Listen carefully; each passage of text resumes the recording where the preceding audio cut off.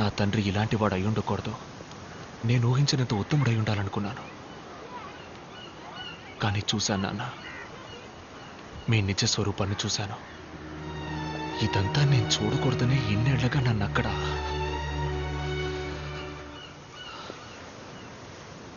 మీరెవరు?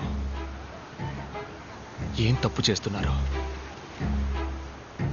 అమ్మకే కాక నాకు దూరమై ఎందుకు ఇలా బతుకుతున్నారు? ఎవరి కోసం?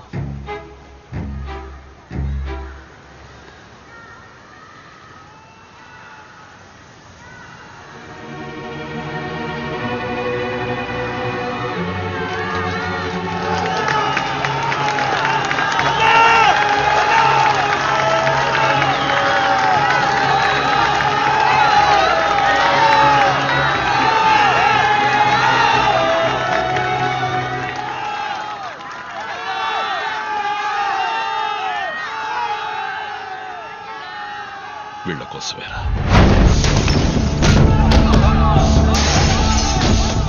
మీకోసం కాకపోయినా మా కోసం.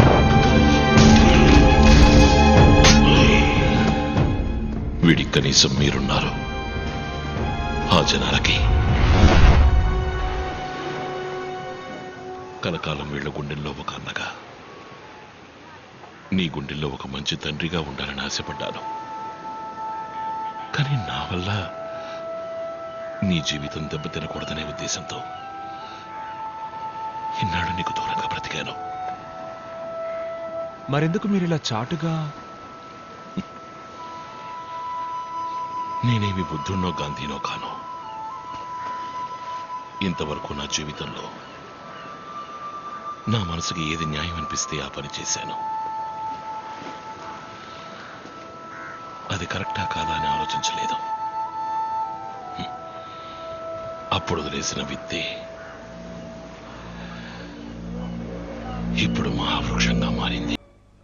నా శీలాన్ని కాపాడుకోవడానికి, నా కన్యాత్వం చెడకుండా ఉండడానికి కొనుక్కున్న కొత్త నగన్నయ్య ఈ రక్తం.